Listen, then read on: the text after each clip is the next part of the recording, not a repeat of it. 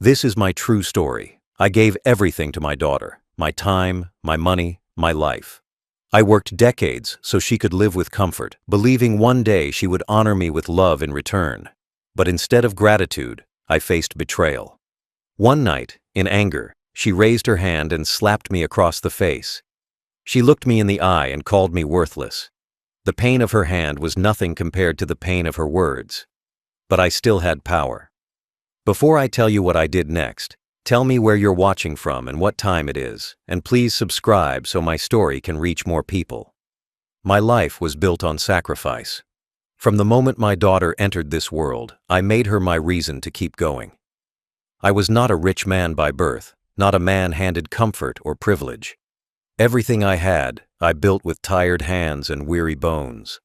I worked long shifts in factories, waking before sunrise and returning long after the streets had gone quiet. I carried loads heavier than my body wanted to bear, but when I thought of her tiny face, every ache felt lighter. I told myself, again and again, this pain is not for me, this pain is for her. Every dollar I earned, I saved with her future in mind. When she was a little girl, I made sure she never saw the struggle behind the walls. I wanted her childhood to be different from mine. While I ate scraps, I placed fresh meals in front of her. While I patched my old clothes, I bought her new dresses so she could walk proudly into school. I worked nights fixing broken equipment, cleaning, and taking side jobs that others refused.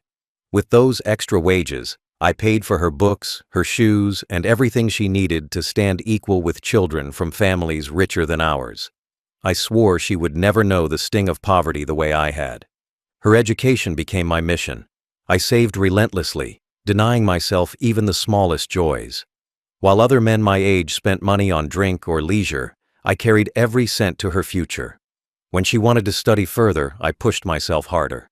There were nights when my body screamed for rest, but I kept going, thinking only of her sitting in classrooms, learning, preparing for a future far brighter than mine. I wanted her to have choices. I wanted her to walk a road without fear of hunger, without shame of lacking. Every paper she held in her hand, every certificate, every grade, was paid for with the sweat dripping from my brow. When the time came for her wedding, I stepped forward again. I gave without hesitation. I sold land, I emptied savings, I arranged everything so that she could stand with dignity on that day.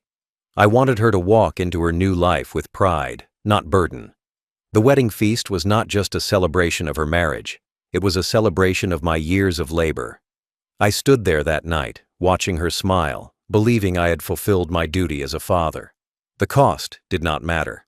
What mattered was that she was happy. Even after marriage, my giving did not end.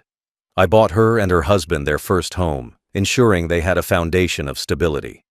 I poured into that house not just money, but years of my life. Every brick that stood was backed by my sacrifice. I gave them furniture, savings for emergencies, and more than they ever asked for. I wanted them to live without the fear I had known, to feel secure, to feel loved through the work I had done. And beyond material things, I gave her my soul. I gave her encouragement when she doubted herself. I gave her comfort when she felt sick. I gave her the patience of a father who always listened. I gave her my trust, believing that when my years grew heavy and my steps grew slow, she would return even a fraction of that love. For decades, I believed she was my pride. I believed she was my reason to exist. When people asked me why I worked so much, why I never kept money for myself, I always answered the same. Because I have a daughter, and she is my future. My life was not about me. It was about her. Every gray hair on my head was a record of sacrifice. Every wrinkle on my face carried the story of years spent working so she could smile. I thought I had built something unbreakable between us. A bond written not in words but in actions, sealed by decades of love. I thought she would look back one day and understand. I thought she would see the house, the education, the fortune of $3.2 million I had saved, and say, "My father did this for me, and I will honor him." But love and sacrifice are not always seen. Sometimes they are taken for granted. Sometimes they are forgotten. And sometimes the very child you gave everything to becomes the one to break you the deepest. The change did not come overnight. At first, It was so small that I almost ignored it. My daughter, once soft in her voice and warm in her heart, began to sound different. Her words grew sharper, her tone colder. The respect I once felt in her presence began to fade. She stopped listening when I spoke. She no longer asked about my health. She no longer looked at me with the eyes of a child who admired her father. It was subtle at the beginning, but each day the gap grew wider, and slowly I realized that the daughter I raised was slipping away. It started with impatience. She would sigh when I repeated myself, forgetting that age makes memory weaker. She would roll her eyes when I walked too slowly, forgetting that age makes the body heavy. She would wave her hand when I asked questions, as if my words had no value. I told myself she was tired, stressed, or distracted. I told myself it was temporary. But deep inside, I felt the sting of being dismissed in my own home. Her husband's presence made it worse. With him beside her, her tone grew bolder, her words harsher. Together, they treated me as though I were a burden, an extra weight in their lives rather than the reason they had a home at all. I began to notice the small ways they excluded me. Conversations that went silent when I entered the room, decisions made about the house without asking me, laughter shared between them at my expense. Meals became quiet tests of patience. They sat across the table, speaking to each other, rarely to me. When they did, it was often to correct, to command, or to criticize. Don't spill that. Don't sit there. Don't touch this. I obeyed in silence, swallowing the bitter taste of humiliation, but each word cut into me. This was the same table I had built, the same house I had paid for, yet I was treated as though I did not belong. The gratitude I once expected vanished. They did not thank me for the years of sacrifice. They did not acknowledge the money that had built their life. Instead, entitlement grew like weeds in their hearts. They acted as if everything was theirs by right, as if my fortune existed only for their comfort. My presence was tolerated, not appreciated. I felt myself becoming invisible in their eyes, a shadow in the corner of the home I had provided. Worse than the silence was the arrogance. My daughter began to speak to me, not as a child to a parent, but as a superior to someone beneath her. She gave commands instead of requests. She criticized instead of conversed. She treated me as if my age erased my wisdom, as if my years of work meant nothing. Her words carried no kindness, only superiority. And her husband followed the same pattern, mocking my slowness, laughing at my mistakes, forgetting that it was my labor that kept the roof over their heads. Each day, the respect faded further. Each day, I felt myself being pushed lower, as though they were trying to erase the truth of who I was and what I had done for them. I stayed silent, hoping love would return. But silence did not bring love. It only gave space for cruelty to grow. The daughter I had once held in my arms, the girl I had carried when she was too tired to walk, had become someone unrecognizable. She no longer saw me as her father. She saw me as an old man taking up space, a man whose only worth was tied to the fortune she believed would one day be hers. That was the decline of respect, not sudden, not loud, but slow and steady, like a candle burning out. And with each flicker that died, a part of my heart dimmed with it. The night of the cruel act is burned into my memory like fire against skin. It was late, the air heavy, and tension had been building all day. Small arguments filled the house, sharp words flying like arrows, each one landing in silence. I tried to keep to myself, hoping the storm would pass, but storms do not pass when pride feeds them. My daughter, the child I once called my pride, stood before me with anger in her eyes. Her husband sat behind her, his smirk only fueling her rage. The distance between us was not just across the room, it was across years of love forgotten. I do not remember the words that came before. I only remember the moment it happened. Her hand lifted, quick and sharp, and before I could understand, it struck across my face. The sound echoed louder than I thought it would. The sting of her palm burned against my cheek, but it was not the physical pain that shattered me, it was the meaning behind it. My own daughter had raised her hand against me, not in play, not in accident, but in deliberate humiliation. The child I had carried, the girl I had fed and clothed, had chosen violence against the man who gave her life. The slap alone would have been enough to break me. But it was her words that followed, which buried the knife deeper into my heart. With eyes colder than I had ever seen, she looked at me and said, "You're worthless. Nothing but dead weight." Those words rang louder than the slap. They pierced deeper than the burn on my cheek. Worthless. Dead weight. She spoke them without hesitation, without guilt, as if she believed them to be true. I stood there frozen, my face burning, my heart collapsing. My hands shook at my sides, not from anger, but from heartbreak. I wanted to believe I had misheard.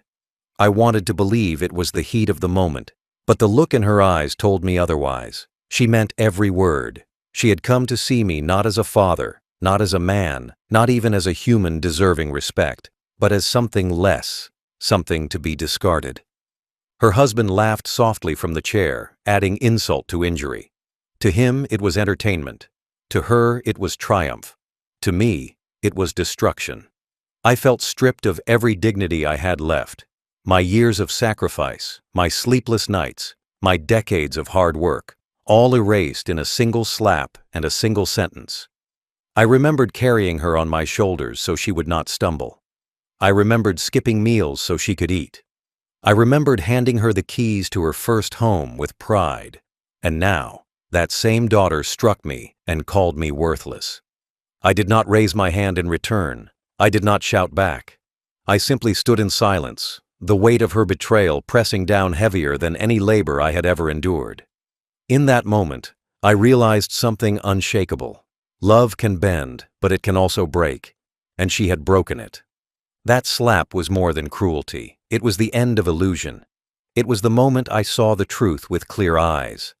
My daughter no longer saw me as her father. She saw me only as an obstacle, as dead weight, as someone standing in the way of the fortune she thought was already hers. And as much as it broke me, that moment planted the seed of my decision. If she could call me worthless, then I would show her the worth she had thrown away. After the slap, I sat in silence. My cheek burned, but it was nothing compared to the fire inside my chest.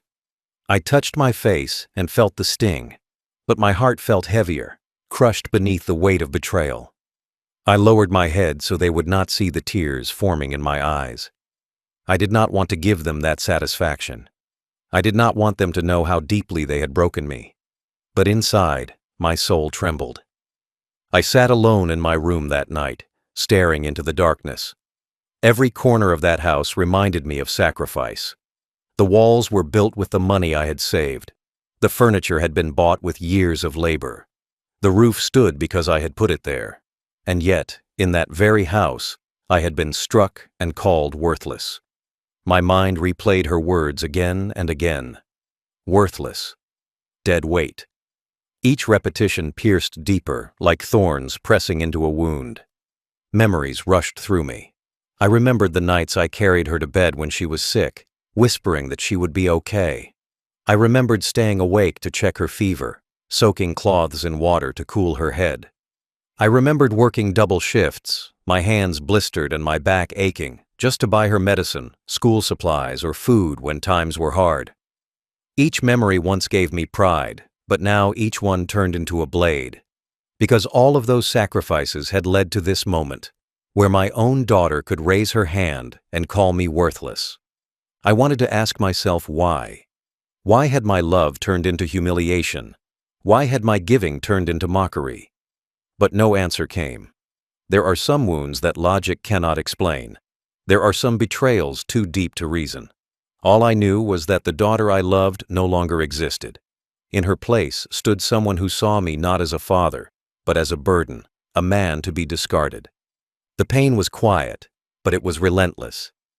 It followed me with every breath, every heartbeat. I could not eat. I could not sleep. I sat in silence, remembering her small hands holding mine as a child, and wondering how those same hands could now strike my face. I thought about the laughter we once shared, the dreams I once had for her, and realized those dreams were gone. She had chosen arrogance over gratitude, cruelty over love. But in that pain, I also felt clarity beginning to form. Pain can blind a man, but it can also sharpen his vision. My suffering reminded me of something important. Though she had tried to strip me of my worth, she had not taken everything. My dignity could still be reclaimed. My future could still be written by my own hand. And though I sat in the quiet of my heartbreak, I began to see that my silence would not last forever. That was the quiet pain I lived with after the slap. A pain that broke me, but also prepared me. A pain that reminded me of everything I had given, and everything I could still take away. My daughter believed the future was already hers. She walked with arrogance because she thought every cent I had worked for, every brick I had laid, every dollar I had saved, belonged to her by right. In her mind, she was the heir, and I was only the old man standing in the way of what she thought she deserved. That is why she dared to slap me. That is why she dared to call me worthless. She thought my time was finished, that my life was already in her hands. But she had forgotten something very important. The fortune of $3.2 million was not hers. It was mine.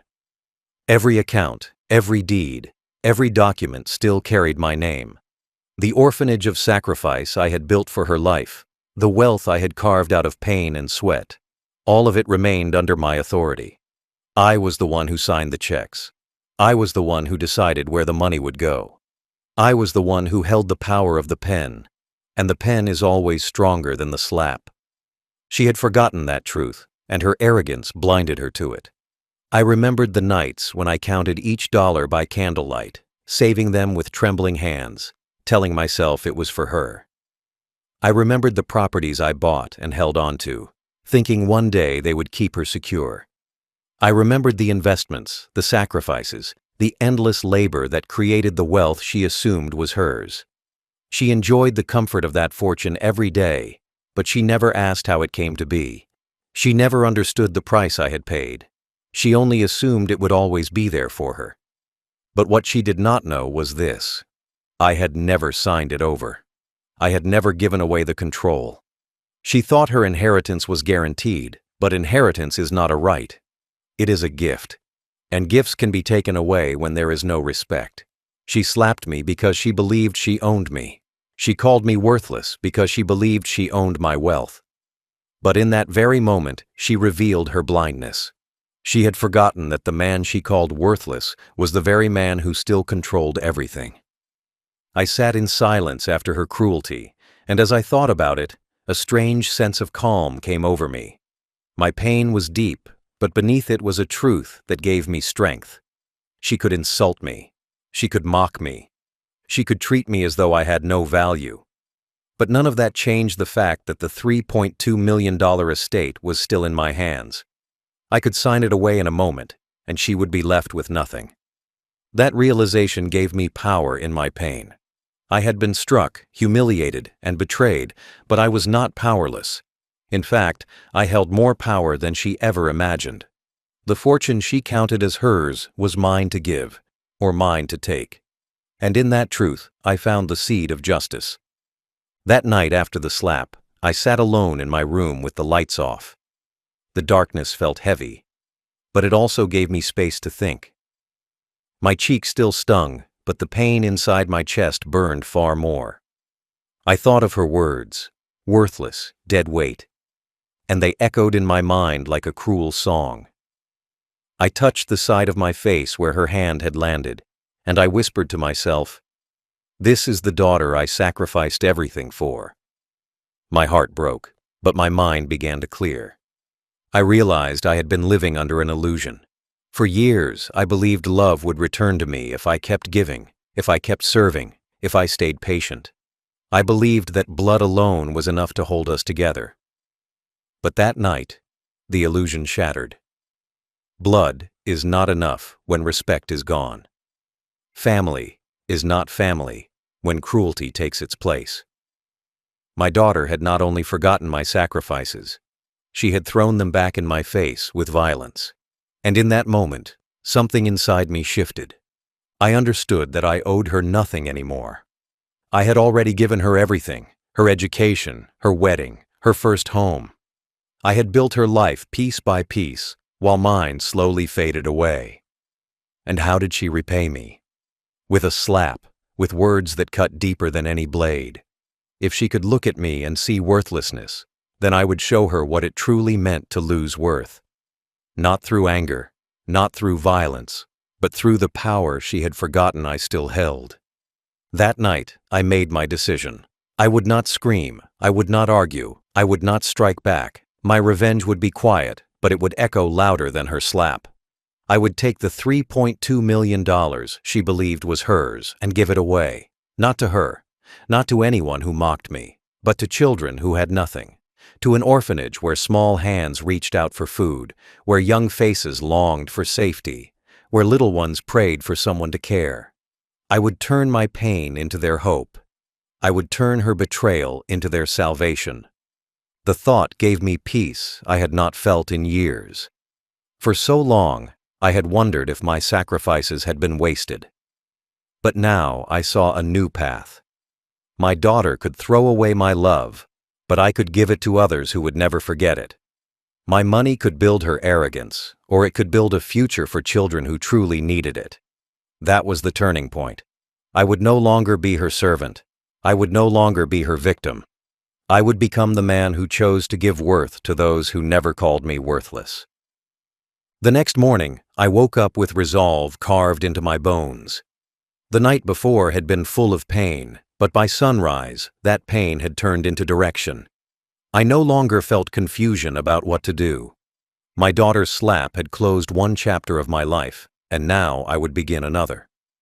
I dressed slowly, not with the weight of age, but with the weight of purpose. For years, I had given her everything in silence. Now I would take everything back in silence. I walked to the lawyer's office with steady steps, each one carrying decades of sacrifice, betrayal, and the decision that would change everything.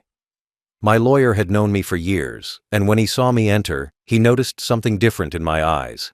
I was not the same tired man who had walked in before with papers to sign for my daughter's future. This time, I had come to reclaim my future from her hands. I sat across from him and explained what I wanted. No hesitation, no second thoughts. Every word was firm. I wanted to rewrite my will. I wanted to transfer my entire $3.2 million fortune to an orphanage. Every account, every property, every piece of wealth I had. I wanted it to go to children who had no father, no mother, no one to call family. He looked at me carefully, asking if I was sure. My answer was simple. Yes, I was sure. Because the woman who slapped me and called me worthless was no longer my daughter in spirit. Blood may connect us, but respect had died. And in its place, I saw children who would never strike me, never call me names, never look at me with hatred. They would not even know my name, but they would feel the warmth of my gift. That was enough for me. The papers were brought out. I held the pen in my hand, and as I signed line after line, I felt my strength return. Each signature was like a shield being rebuilt, a piece of dignity being restored. With every stroke of the pen, I erased her claim on my life. By the time I finished, the inheritance she thought was hers had vanished into the arms of strangers who needed it far more. I also made sure every legal barrier was in place. I wanted no loopholes, no chance for her to crawl back and undo what I had done. My lawyer confirmed that once these papers were sealed, nothing could be reversed. The fortune would belong to the orphanage, and she would be left with nothing but her cruelty. When I left the office, the sky seemed brighter. The air felt lighter. I walked with a freedom I had not felt in years. My decision was not fueled by hate, but by justice. She had tried to make me believe I was worthless. Instead, I had turned my worth into hope for hundreds of children. That was my revenge, and it was written in ink stronger than any slap. Days later, the fallout began. My daughter came storming into my room, her voice sharp, her eyes full of the same entitlement that had grown inside her for years. She demanded money. She wanted access to accounts, asking for funds as though they were hers by right. She thought I would hand it over like I always had, silently, without question. But this time, I stayed quiet. I let her words spill into the air, each one dripping with arrogance, each one proving how far she had drifted from the daughter I once knew. She tried the bank next. She marched there with confidence, expecting doors to open and numbers to appear in her name. But instead, she was told the truth. The accounts were not hers. The inheritance she counted on was gone. The $3.2 million she thought belonged to her future had already been signed away. Her name was nowhere. Her claim was nothing. I can only imagine the shock on her face when the banker explained it. What she believed was permanent had vanished in silence. When she returned, her voice was not filled with arrogance anymore. It was filled with rage. She shouted, asking me what I had done. Her hands trembled, not with guilt, but with panic. She realized the ground beneath her had been pulled away. For the first time, she felt powerless. She screamed about betrayal, about unfairness, about how she had been robbed. But as she spoke, I looked at her and thought, now you know how it feels. Now you know the pain of having everything you believed in stripped away. She had robbed me of dignity when she slapped me. She had robbed me of love when she called me worthless. And now I had robbed her of the inheritance she assumed was hers. It was not out of hatred. It was out of justice. She thought cruelty had no price. She thought disrespect had no weight. But life always balances itself, and I had simply tipped the scale. Her rage turned into desperation. She begged, but her begging was not for forgiveness. It was for money. Not once did she lower her pride enough to say she was sorry. Not once did she admit the pain she caused me. All she wanted was what she thought was hers. That was when I knew my decision had been right. Love without respect is empty. Blood without loyalty is nothing. She had chosen her path, and I had chosen mine. The neighbors began to whisper. They saw her shouting, they saw her anger, and they learned the truth. People who once believed she was the lucky daughter of a wealthy man now pitied her. They said she had destroyed her own future by destroying her father's heart. Word spread about the orphanage, about the fortune that had been given away to children in need. People spoke my name with respect, while they spoke hers with shame. The fallout was not just financial, it was emotional. She lost more than money. She lost her standing. She lost her reputation. And most of all, she lost the father who had once given her everything. After the storm came silence, but it was not the silence of peace. It was the silence of consequence. My daughter no longer looked at me with pride or expectation. She looked at me with bitterness, her eyes filled with the emptiness of what she had lost. But I no longer felt weak under her gaze. I no longer trembled when she raised her voice. I stood calm because I knew the truth. Her cruelty had destroyed her inheritance, while my dignity had built a new legacy elsewhere. The orphanage bloomed quickly after the transfer. With $3.2 million secured, children who once went to bed hungry now had food on their plates. Small classrooms that echoed with broken chairs and fading chalkboards now shone with new books and bright walls. Tiny feet that once wandered barefoot across dirt floors now stepped into shoes and walked on clean paths. Every cent she thought belonged to her was giving life to children who never had a father or a mother to fight for them. My daughter called me worthless, but to those children I became a silent savior. They did not know my name, but they felt my presence in every warm meal, every blanket, every smile of comfort. Neighbors began to see the truth too. They saw the orphanage change. They saw the children laugh where once there was only silence. They asked questions, and they learned where the money had come from. Whispers grew into respect. People who once pitied me for being humiliated by my own daughter now spoke of me with admiration. They said the old man who was slapped and called worthless had given away millions to save strangers' children. My daughter hid behind closed doors while I walked freely with dignity. She tried to fight the reality, but there was no escape. Papers were signed, sealed, and protected by law. No lawyer could undo what I had done. No judge could force me to return her inheritance. She tried anger, she tried tears, but neither moved me. For the first time, she was powerless. And for the first time, I felt free. The aftermath was not just about money, it was about balance. She had taken away my dignity with her hand and her words, but I had taken away her comfort with my pen and my silence. She had paraded her cruelty, but I had paraded my justice. And in that exchange, I had finally won back my peace. I moved away soon after, leaving her behind with the echo of her choices. I found a small place where I could live quietly, away from the noise of her anger and the shadow of her greed. My days became simple, filled with quiet walks, warm tea, and the knowledge that my worth had been proven, not to her, but to the children who now lived better because of me. The man she slapped was not broken. The man she called worthless had turned into a pillar of hope for those who had nothing. That was the true aftermath. Not destruction, but rebirth. She lost everything because she valued nothing. And I gained peace because I gave everything to those who valued it most. In the end, justice did not come with loud shouts or angry fights.